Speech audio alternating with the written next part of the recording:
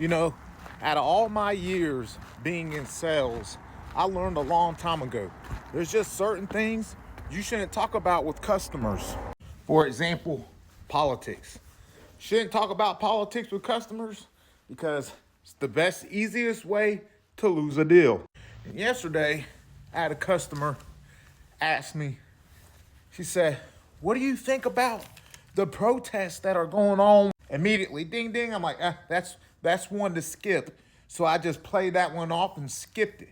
And ever since then, I'm thinking about, I wish I could have really told her how I felt about it. Then light goes off. Ding. You could do a TikTok video about it. So here I am. What do I think about what's going on with all the protests? My first thought was which one? Because there's protests going on all over the whole world right now. Always has been. Always has. Since I've been here since '87, there's always been protests going on somewhere. In fact, the first ever protest happened back in 1159 BC. Happened in ancient Egypt. Think about that for a second. Since 1159 BC, if my math is correct, that means 867 years protests been going on for. Wait, BC. BC?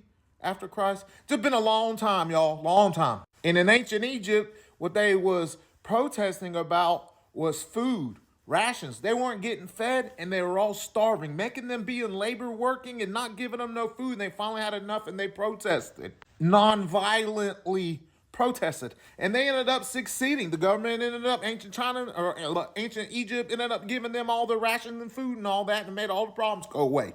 And don't believe me, go back and look. While they were protesting in ancient Egypt in 1159 BC, they were chanting, "We are hungry. We are hungry." Can you imagine that? A mob of people and everyone screaming at you at the same time, "We are hungry."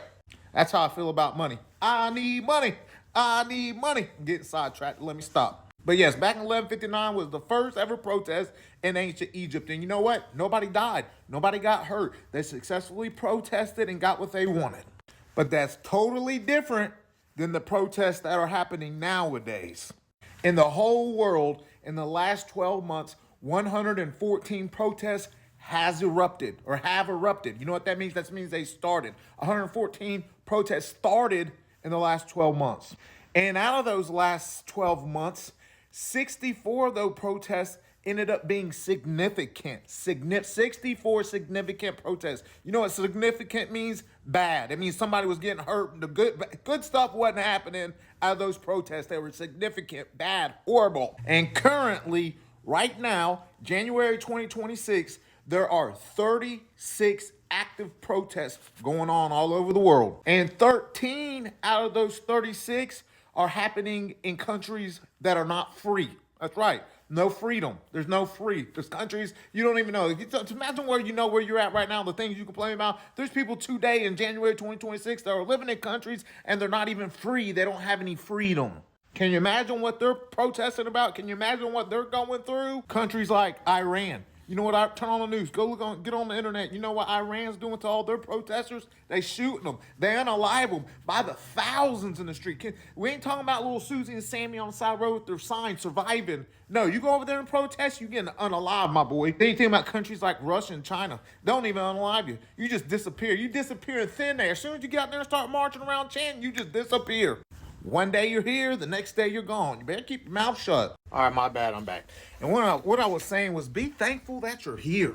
Be thankful you live in America where you can protest in the first place without getting unalived or disappearing. Now I understand here recently there have been some protests where people got unalived here, but it's nothing like the thousands like what's going on over there in other parts of the world where it's just mass. It's all on the street. They're cutting off the internet on them. They beat them up, take their phones, and unalive in front of everybody. It's horrible. Look up at the Iran protests right now. It's for real, for real. What I'm getting at is everybody even forgets that the freedom always gets taken for granted. I took my freedom for granted several times, and I went to jail, and it made me realize real quick about how much I needed and loved freedom. I just feel like that. A lot of people forget about that. I know everybody gets upset. Everybody got their differences, but take a step back and just realize that you're allowed to protest here. Protesting non-violently can be a good thing. Changes do happen, but it's the difference between now and then. This isn't 1159 BC no more, folks. It's show ain't. When you go out here to these protests, just know good things really aren't happening at these protests, and you've got to protest at your own risk. It don't matter where you're at, but especially watch what you're doing. You know what I mean? Do what you do. Watch those shoes when you're in places like Minneapolis. These big cities, you know what I mean? Will be popping off more than you like to know about. The main difference is back then in 1159 BC, they was protesting about food. They were starving. They were at the lifeline, the threat of the end of the rope. All they was trying to do is feed their babies. That's the difference. They were protesting for their life. And most of the protests that's going on nowadays, it's just over things that could be resolved non-violently, but they always end up in destruction. Bye-bye. All right, bye-bye. Back to what I was saying. We basically all just need to be more thankful, more appreciative of our freedom, that we can even walk outside now and breathe the air. I can literally go get me a sign and start standing on the side of that road and start yelling whatever I want to yell. Hungry, feed me now. Whatever I want to do, I can just do it. Think about it. Look at all the homeless people all day long. The side of the road, they got a sign right there. I could get out there and start protesting right now. As long as it's not non-violently protesting is allowed, and I'm all for it. So that's all I really wanted to say. That's my take on it. That's what I wanted to tell my customer, but she may have got offended. But yeah, that's it.